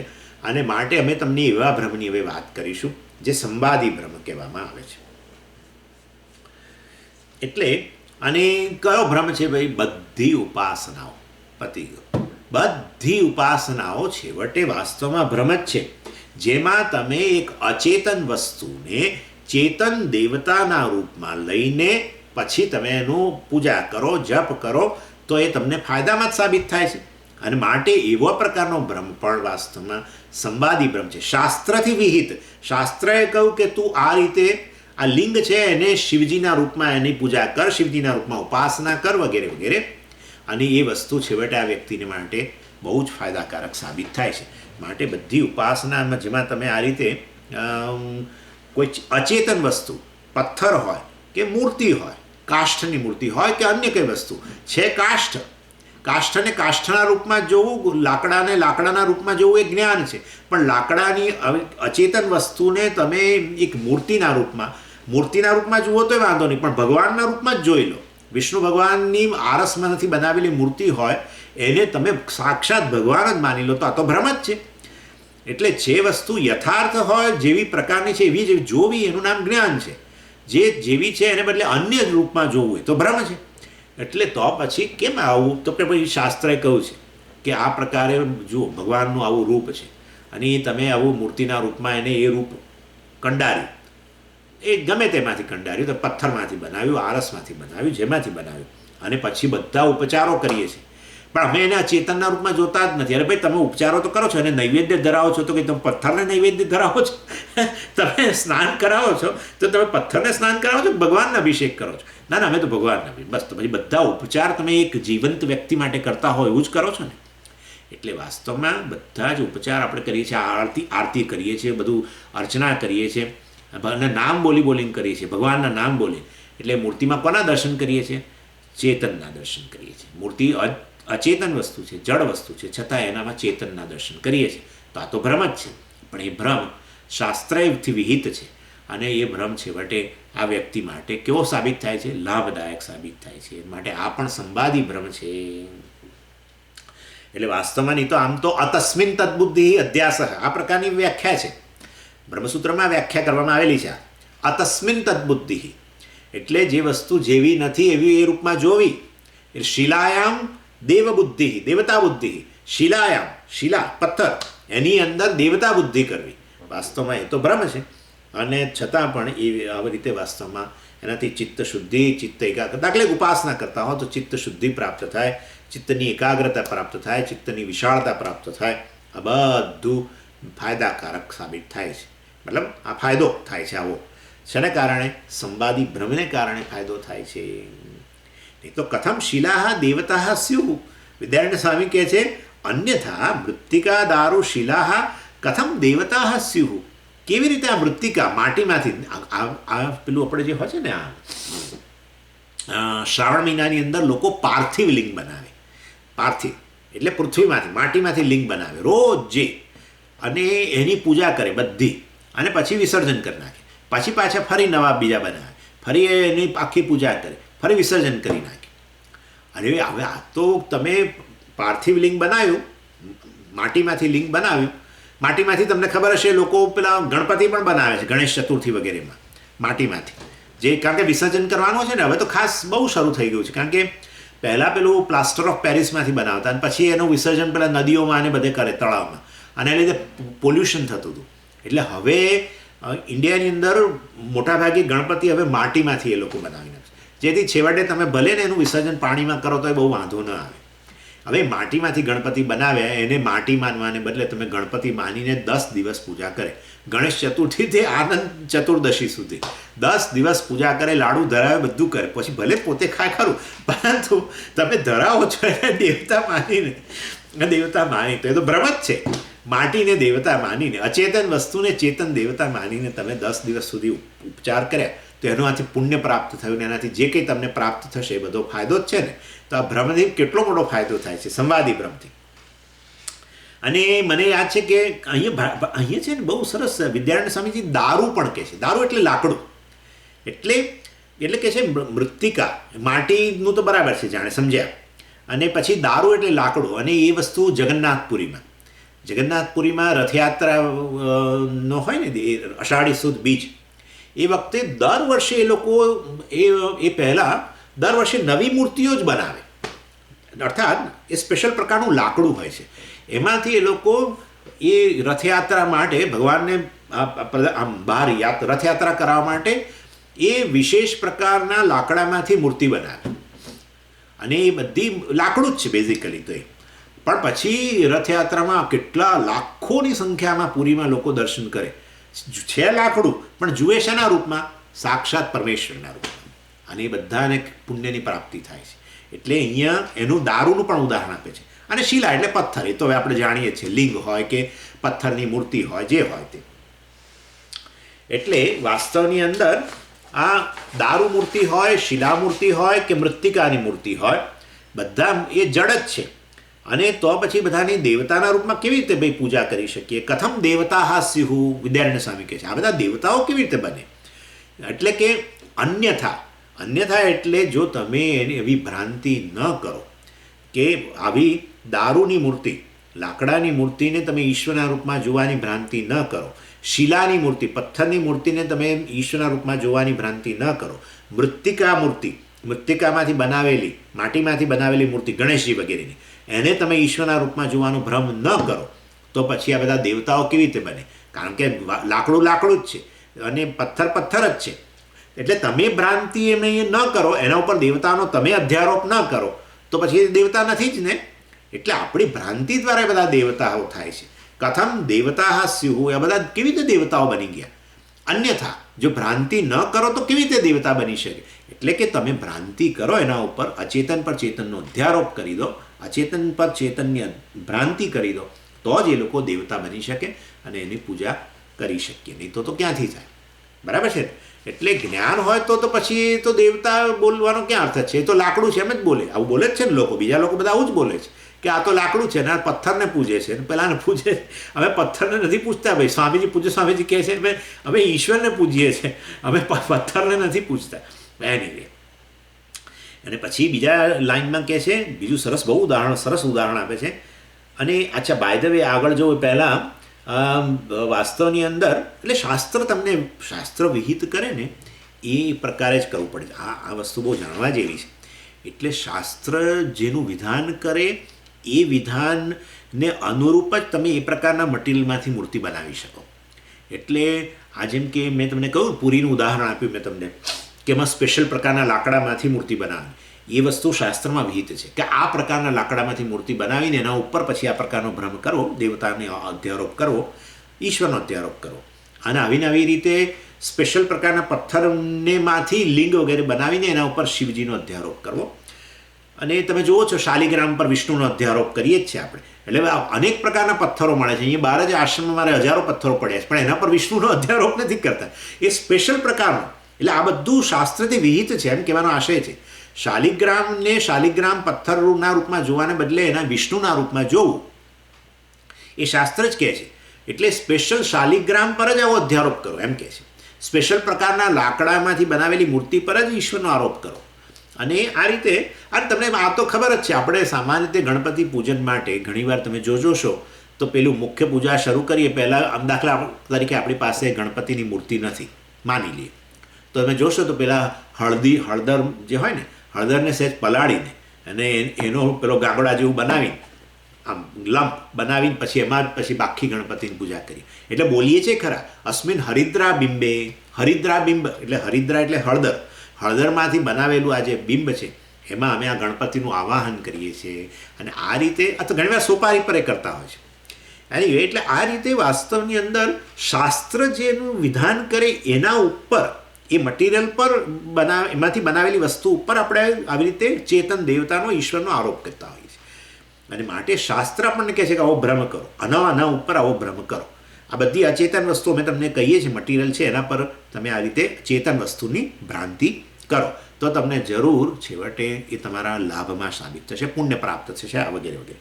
અને ઉદ્ધવ ગીતાની અંદર વાસ્તવમાં આખો એક અધ્યાય છે. ઉદ્ધવ ગીતામાં ઘણા અધ્યાયો છે. ઉદ્ધવ ગીતા એટલે ભાગવતની અંદર, ભાગવતમાં ઉદ્ધવ ગીતા રહેલી છે અને ઉદ્ધવ ગીતામાં અનેક અધ્યાય છે. એમાં એક અધ્યાયની અંદર આવા 9 થી 10 પ્રકારના મટીરિયલ્સ બતાવવામાં આવ્યા છે જેમાંથી તમે મૂર્તિ વગેરે બનાવીને તમે જરૂર એમાં દેવતાનું આવાહન કરી શકો છો.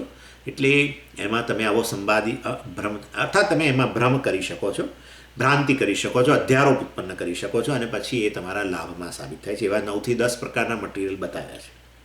હવે આગળ આપણા ઉપનિષદની અંદર પણ આવો પ્રકારનું વસ્તુઓ રહેલી છે. એ બીજી લાઈનમાં કહે છે 11મા શ્લોકમાં જ, અગ્નિત્વાદિ ધિયા ઉપાસ્યા કથમ વા યોષિદાદય. એટલે કહે છે કે આ છાંદોગ્ય ઉપનિષદ, બૃહદારણ્યક ઉપનિષદ અને મુંડકો ઉપનિષદ એ ત્રણેયની અંદર પંચાગ્નિ વિદ્યા છે. અને એ પંચાગ્નિ વિદ્યા એમાં આ જગતમાં રહેલી યુનિવર્સમાં રહેલી 5 વસ્તુઓ છે એના પર અગ્નિનો આરોપ કરવાનો છે કે આ અગ્નિ છે, આ અગ્નિ છે, આ અગ્નિ છે. અને એ જે 5 વસ્તુઓ છે આમ આલંબન બન્યું અને એના ઉપર જે અધ્યારોપ કરીએ, જેવી રીતે પેલી મૂર્તિ છે એ આલંબન કહેવાય ને એના પર અધ્યારોપ આપણે ઈશ્વરનો કરીએ, એવી રીતે આ 5 વસ્તુઓ જે છે એના ઉપર તમે અગ્નિનો, એ આલંબન છે એના ઉપર તમે અગ્નિનો આરોપ કરો છો. અને આ પંચાગ્નિ વિદ્યા મેં વાત કરેલી જ કે પંચાગ્નિ વિદ્યા સામાન્ય રીતે જે જીવ આ શરીર છોડીને જાય છે ને અને એ અન્ય દેહ પ્રાપ્ત કરે એ પહેલાં એ 5 તબક્કાઓમાંથી પસાર થાય છે એ બતાવે છે. અને 5 તબક્કાઓ એટલે 5 જગ્યાઓમાં થઈને જાય છે અને છેવટે નવો જન્મ ધારણ કરે છે. અને એમાં કઈ 5 વસ્તુ હોય છે એમાં એવું કહેવાય કે આ જીવ આ દેહ છોડીને જાય પછી એ સ્વર્ગમાં પ્રવેશે છે ને ત્યાંથી પછી આગળ પેલો આપણું શું કહે વાદળો, વરસાદના વાદળો હોય એમાં પ્રવેશે. એ વરસાદના વાદળોમાંથી પછી છેવટે આપણા પૃથ્વીમાં આવે, વરસાદ થાય એટલે પૃથ્વીમાંથી આવે ને પૃથ્વીમાંથી અન્ન બનીને પુરુષના શરીરમાં જાય અને પુરુષના શરીરમાંથી સ્ત્રી શરીરમાં જાય અને પછી જન્મ ધારણ કરે. એટલે આ 5 જે છે, એટલે પહેલું સ્વર્ગ, પછી વાદળ, પછી પૃથ્વી, પછી પુરુષ, પછી સ્ત્રી, આ 5 અગ્નિ થયા. આ 5 અગ્નિમાં થઈને પસાર થઈને આ જીવ જે છે નવો જન્મ ધારણ કરે. હવે સ્ત્રી શરીર એટલે જરૂરી નથી કે એ આ રીતે મનુષ્યનું સ્ત્રી શરીર, કોઈ પણ સ્ત્રી શરીર જે આપણે કે જન્મ આપતું હોય એ રીતે એમાં એની અનુરૂપ એ યોનિ પ્રાપ્ત કરે. હવે જે પુરુષ ધારણ કરે, પુરુષ એટલે હવે મનુષ્ય પુરુષ નહીં, દાખલા તરીકે વાઘ એ વસ્તુ ખાય, બરાબર છે, પૃથ્વીમાં પડેલું એ વસ્તુ, પૃથ્વીમાં પડેલું અન્ન ખાય એટલે એ હરણને ખાય ને હરણે પેલો ઘાસ ખાધું હોય એટલે છેવટે તો પૃથ્વી જ આવી ને, અન્ન જ આવ્યું ને. એટલે વાસ્તવમાં આ રીતે હરણને ખાઈ ગયેલો હોય ને એ વાઘના શરીરમાં ગયો ને વાઘમાંથી એ વાઘણમાં ગયો અને હવે એ જન્મ શેનો થશે? વાઘના રૂપમાં થશે. એટલે અહીંયા પુરુષ અને સ્ત્રી તમારે જનરલ અર્થમાં લેવાનું કે મનુષ્ય પુરુષ, મનુષ્ય સ્ત્રી એવું નહીં. નહીં તો શું થાય કે ભાઈ આ દેહ છોડીને ગયો, મનુષ્ય દેહ છોડીને વળી પાછો મનુષ્ય દેહ જ મળશે, પણ એવું કદી બનતું નથી. એટલે અહીંયા આપણે એ રીતે ગણવાનું હોય છે. એનીવે, એટલે આ પંચાગ્નિ ઉપાસના છે, પંચાગ્નિ વિદ્યા ઉપાસના છે, જેને કારણે આ વ્યક્તિને બહુ શ્રેષ્ઠ લોક પ્રાપ્ત થાય છે. ઉપાસના હોવાને કારણે સામાન્ય રીતે આ પ્રકારે એ ઉપાસના કરનાર જે છે એને આ રીતે 5 વસ્તુને અગ્નિના રૂપમાં જોનાર જે વ્યક્તિ જે છે એને છેવટે બ્રહ્મલોકની પ્રાપ્તિ થાય છે એવું કહેવામાં આવે છે. કારણ કે ઉપાસના મુખ્યત્વે આ પ્રકારનું ફળ આપે છે, બ્રહ્મલોક. વૈદિક કર્મ વગેરે જે છે એ સ્વર્ગરૂપી ફળ આપે, પરંતુ કર્મ ઉપાસના કરનાર બંને, કર્મ અને ઉપાસના બંને કરનાર છે અને છેવટે આવી ઉપાસના કરનાર જે છે એને બ્રહ્મલોક, ઈશ્વર ઉપાસના, છેવટે ઈશ્વર ઉપાસના જ છે. વાસ્તવમાં વિરાટ પુરુષ છે એની અંદરના જે બધા અંગ છે, હે ને, સ્વર્ગ હોય કે પૃથ્વી હોય કે વાદળો હોય, બધા અલ્ટિમેટલી એ ઈશ્વરના જ અંગો છે. એ ઈશ્વર જ આ વિરાટ પુરુષ રૂપે અભિવ્યક્ત થયેલો છે અને માટે ઈશ્વર ઉપાસના છે, પરંતુ પંચાગ્નિ વિદ્યાના રૂપમાં છે. વિદ્યા એટલે ઉપાસના, પંચાગ્નિના રૂપમાં ઉપાસના છે. એને છે આવા ઉપાસકને છેવટે તો આપણને પ્રશ્ન થાય કે આવું શા માટે જોવાની જરૂર? આવું આ જીવ આ શરીર છોડીને ગયો અને એને નવો દેહ ધારણ થયો, આ આવી ઉપાસના કરવાથી શું ફાયદો? તો કે ના ભાઈ, એ તો વાસ્તવમાં ઈશ્વર ઉપાસના છે. આ 5 વસ્તુઓ એ તો ઈશ્વરના અંગો છે અને એને આવી રીતે અગ્નિના રૂપમાં જોવું અને એ પંચાગ્નિ ઉપાસનાનું ફળ બ્રહ્મલોક પ્રાપ્તિ વગેરે બતાવ્યું છે શાસ્ત્રમાં. એટલે છાંદોગ્યમાં છે, બૃહદારણ્યકમાં છે અને મુંડક ઉપનિષદમાં છે. તો આ પણ અતસ્મિન તદબુદ્ધિ જ છે સ્વર્ગ પણ જોવાનું અગ્નિના રૂપમાં, ભ્રાંતિ જ છે ને. તો છે વાદળ, ના, એને જોવાનું અગ્નિના રૂપમાં, છે પૃથ્વી, જોવાનું અગ્નિના રૂપમાં. અતસ્મિન તદબુદ્ધિ, જે વાસ્તવમાં અગ્નિ નથી એને અગ્નિના રૂપમાં જુઓ એમ. પછી પુરુષને અગ્નિના રૂપમાં જુઓ, સ્ત્રીને અગ્નિના રૂપમાં જુઓ. તો આ 5 તો વાસ્તવમાં પુરુષ, સ્ત્રી, વાદળ આ બધી વસ્તુઓ છે, એને બદલે એને અગ્નિના રૂપમાં જોવું એ અતસ્મિન તદબુદ્ધિ જ છે, અધ્યાસ જ છે, ભ્રાંતિ જ છે. પણ છેવટે ઉપાસકને આવી ભ્રાંતિ, અગ્નિરૂપી અધ્યારોપ કરવાને કારણે પણ છેવટે એને બ્રહ્મલોકની પ્રાપ્તિ થાય છે. માટે આ સંવાદી ભ્રમ છે, આવું કહે છે. એટલે અગ્નિત્વાદી ધિયા ઉપાસ્યા, અગ્નિત્વાદી ધિયા, અગ્નિ વગેરેના રૂપમાં, એટલે અગ્નિત્વ વગેરેના રૂપમાં ઉપાસના કરવાને કારણે, ઉપાસ્યા એટલે વાસ્તવમાં આ બધાને અગ્નિ વગેરેના રૂપમાં જોવાને કારણે, એટલે શેને પણ અગ્નિના વગેરેના રૂપમાં, યોષિદાદય, યોષિદ એટલે સ્ત્રી, અને આદિ પદાર્થ તમારે પેલું ગણી લેવાનું, સ્ત્રી, પુરુષ, પૃથ્વી, વાદળ અને સ્વર્ગ, એ બધા ગણી લેવાના. આદિ એટલે એક્સેટ્રા, એક્સેટ્રા એટલે શું પણ, તો આ બીજા 4, યોષિદ એટલે સ્ત્રી, પણ એ સિવાય બીજા 4 ખરા ને. એટલે યોષિદાદય અગ્નિત્વાદિ ધિયા, યોષિત વગેરે જે છે એને અગ્નિ વગેરેના રૂપમાં ધિયા, એવી બુદ્ધિ કરીને, અગ્નિ વગેરે રૂપમાં બુદ્ધિ કરીને એમ. આ તસ્મિન તદ બુદ્ધિ છે ને, એ બુદ્ધિ માટે અહીંયા ધિયા શબ્દ વાપર્યો. ધિ એટલે બુદ્ધિ, એટલે અગ્નિ વગેરેના રૂપમાં જોવાને કારણે, એ તો ભ્રાંતિ જ છે પણ એ રૂપમાં જોવાને કારણે ઉપાસ્યા, એ બધા ઉપાસ્ય બની જાય છે, અગ્નિ વગેરેના રૂપમાં ઉપાસ્ય બને છે. એને કારણે એ પણ સંવાદી ભ્રમનું ઉદાહરણ છે. એટલે અધરવાઇઝ નહીં તો ખરેખર, એટલે જો તમે આ યોષિત પુરુષ, આ બધાને, યોષિત એટલે સ્ત્રી, આ સ્ત્રી પુરુષ વાદળા બધાને જો તમે અગ્નિના રૂપમાં ન જુઓ તો વાસ્તવમાં એ કેવી રીતે અગ્નિ બની જાય અથવા તો કેવી રીતે પંચાગ્નિ વિદ્યા બને? ન જ બને. એટલે તમે ભ્રમ કરવો જ પડે, અધ્યારોપ કરવો જ પડે. એટલે જેવી રીતે તમે આ મૃત્તિકા વગેરેની તો કેવી રીતે દેવતા બની જાય, લાકડું કેવી રીતે દેવતા બની જાય, એટલે કે તમે ભ્રમ ન કરો તો કેવી રીતે દેવતા બની જાય, એવી ને એવી રીતે આ યોષિત વગેરે પણ કેવી રીતે અગ્નિ બની જાય, સિવાય કે તમે ભ્રમ કરો તો, નહીં તો ન જ બને એમ. એટલે આ રીતે ક્વેશ્ચનના રૂપમાં મૂકે છે. કથમ દેવતા હાસ્યુ, એ બધા કેવી રીતે દેવતાઓ બની ગયા? અર્થાત એ તો લાકડું જ છે, તો કેવી રીતે દેવતા બની ગયું? પણ એના ઉપર અમે દેવતાનો અધ્યારોપ કર્યો, ભ્રાંતિ કરી. અને એ વસ્તુ કેમ કરી ભાઈ? શાના માટે? શું તકલીફ છે? આટલા તો ભ્રમ છે જીવનમાં, બીજા 5 શા માટે વધારો છો? ના ના ના, આ તો બહુ ફાયદાકારક છે, સંવાદી ભ્રમ છે બધા એમ. અને આ રીતે છેલ્લે હવે સંવાદી ભ્રમનું ડિસ્કશન અહીંયા પૂરું કરે છે 12મા શ્લોકમાં. મેં તમને કહ્યું 12મા શ્લોક સુધી, એની પછી આપણી અહમ બ્રહ્માસ્મિ વગેરે પણ સંવાદી ભ્રમ છે. હવે પછી 13મા શ્લોકથી શરૂ કરશે મુખ્ય વિષય. પરંતુ આ બધા ઉદાહરણો આપે છે સંવાદી ભ્રમના, પ્રત્યક્ષ, અનુમાન અને શાસ્ત્રના ઉદાહરણો. અને 12મા શ્લોકમાં હવે એની એ પૂરું કરે છે. શું કહે છે? અયથા વસ્તુ વિજ્ઞાનાત ફલમ લભ્યતે ઈપ્સિતમ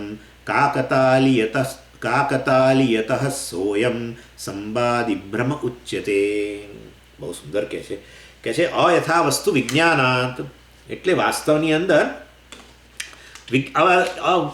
વિજ્ઞાનાત એટલે તમે જુઓ છો વસ્તુને, પરંતુ કેવી છે? અયથા વસ્તુ, એરરના રૂપમાં, ભ્રાંતિના રૂપમાં જુઓ છો. પણ છતાંય ઈપ્સિતમ ફલમ લભ્યતે, છતાંય તમને આ રીતે ઈપ્સિત એટલે ઈષ્ટ ફળ, ડિઝાયર્ડ રિઝલ્ટ, ઈપ્સિત ફળ એટલે વસ્તુની પ્રાપ્તિ થતી હોય છે. અયથા વસ્તુ વિજ્ઞાનાત, તમે જોઈ છે, વિજ્ઞાન એટલે જોવું, અહીં પરસેપ્શન ગણો.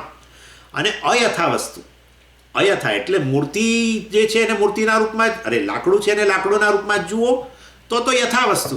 પણ અયથા વસ્તુ એટલે ભ્રાંતિ, એટલે એટલે આ રીતે વાસ્તવમાં એરર, ભ્રાંતિના રૂપમાં જોવા છતાં પણ ઈપ્સિતમ ફલમ લભ્યતે, ઈષ્ટ વસ્તુની ફળની પ્રાપ્તિ થતી હોય છે. અને એ કેવી રીતે પ્રાપ્ત થાય? એટલે કહે છે કે કાકતાલીય ન્યાય છે એક પ્રોવર્બ એવું હોય છે. એમાં કાકતાલીય ન્યાય એવું છે કે કાગડો એક તાલીના વૃક્ષ, આપણું તાળીનું વૃક્ષ નથી કહેતા, પામ ટ્રી, એનું ફળે તમને ખબર છે, તાળી ફળ. આપણે એને શું ગુજરાતીમાં કહે છે મને બરાબર યાદ નથી આવતું. એ મળે આટલા ફળ તમે ખાધેલા જ હશે તો, અને એ આટલા ફળ હોય, તાળી ફળ કહેવાય. હે? કાગગોળો. હા, કાગગોળો. અચ્છા, તાડગોળો. અચ્છા, ઓકે. અને એનું પેલું નીરો નામનું એનું પેલું પ્રવાહી પણ બહુ, નીરો વેચાણ કેન્દ્ર બહુ જગ્યાએ. પણ એનીવે, એટલે કાકતાલીય ન્યાય છે. કાગડો બેઠો એ પામ ટ્રી ઉપર, તાળીના વૃક્ષ પર, અને પેલું ફળ પડ્યું.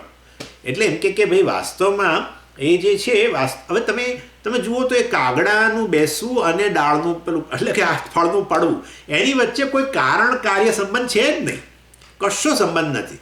એ તો એવી જગ્યાએ પેલા પાંદડા ઉપર જઈને બેઠો, પરંતુ પેલું ફળ બીજી જગ્યાએ હતું તે પડ્યું ત્યાંથી. એટલે એણે કંઈક કારણ કાર્ય સંબંધ વગેરે નથી. અને છતાં પણ વાસ્તવની અંદર આપણે એને આવો ભ્રમ કે એનું બેસવું ને એનું પડવું માટે પહેલાંને આપણે કાગડાને બેસવું જે છે એને કારણ ગણ્યું અને ફળના પડવા માટે.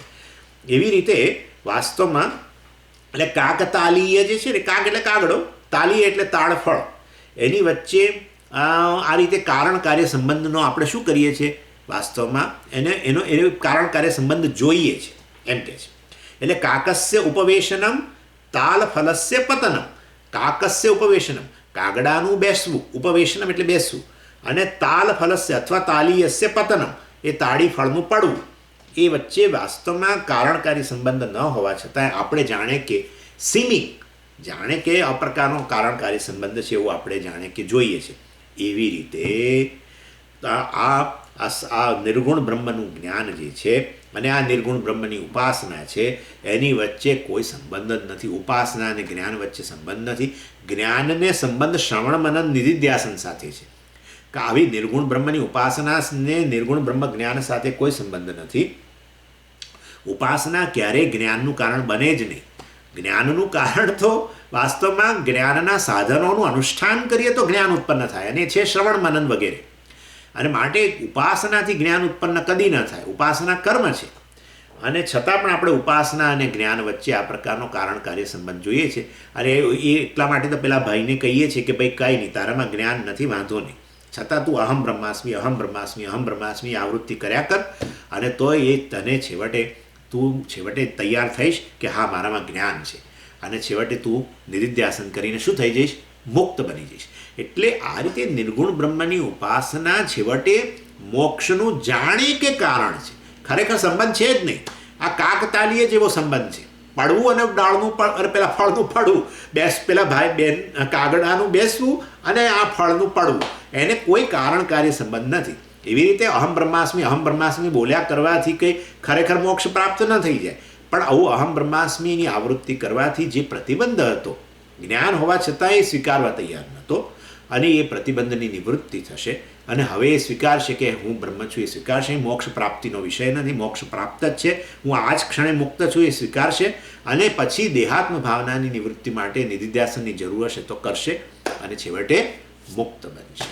અને માટે આ રીતે ઉપાસના જાણે મોક્ષનું કારણ બની ગઈ. ખરેખર કારણ ન બની શકે. મોક્ષરૂપી ફળ અને ઉપાસના કારણ. એટલે આવો કારણ કાર્ય સંબંધ ન હોય છતાં પણ એ આવી રીતે કાકતાલીય જેવો સંબંધ અહીંયા રહેલો છે. અને એટલા માટે અમે એને અહીંયા કહીએ છીએ અયથા સ્વયં સંવાદી ભ્રમ ઉચ્યતે.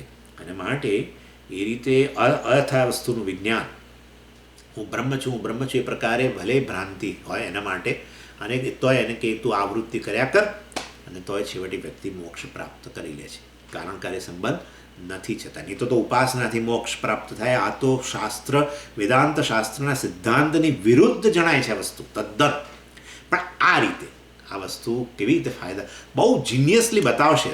હવે એ જ ચર્ચા 13મા શ્લોકથી થવાની છે કે કેવી રીતે આવી આવૃત્તિ કરવાથી કેવી રીતે છેવટે મોક્ષ પ્રાપ્ત થાય. એ બહુ ઇન્જિનિયસ જેને કહેવાય આ વિદ્યારણ્ય સ્વામીનું બતાવશે. છેક શ્લોકના અંત સુધી 134મા શ્લોક સુધી, 13મા શ્લોકથી લઈને 134મા શ્લોકથી હવે બધું બતાવશે ધીરે ધીરે કે કેવી રીતે આ સંવાદી ભ્રમ આ વ્યક્તિની મુક્તિ માટે કારણ બને છે. ભલે કારણ કાર્ય સંબંધ નથી, કાકતાલીય સંબંધ છે, એ પણ આ સંબંધ છેવટે જ્ઞાન જ મુક્તિનું કારણ છે. જ્ઞાન કારણ કહીએ, મુક્તિ કાર્ય કહીએ, એમાં કાર્ય કારણ સંબંધ બરાબર છે. પરંતુ ઉપાસના અને મોક્ષને કેવી રીતે સંબંધ હોય? છે જ નહીં કોઈ સંબંધ, કારણ કાર્ય સંબંધ, છતાંય પ્રાપ્ત થશે. આ રીતે હવે બતાવશે. આવતી વખતે આપણે જોઈશું. ઓમ પૂર્ણમદ પૂર્ણમિદં પૂર્ણાત પૂર્ણમુદચ્યતે પૂર્ણસ્ય પૂર્ણમાદાય પૂર્ણમેવાવશિષ્યતે. ઓમ શાંતિ શાંતિ શાંતિ. હરિ ઓમ શ્રી ગુરુભ્યો નમઃ. હરિ ઓમ.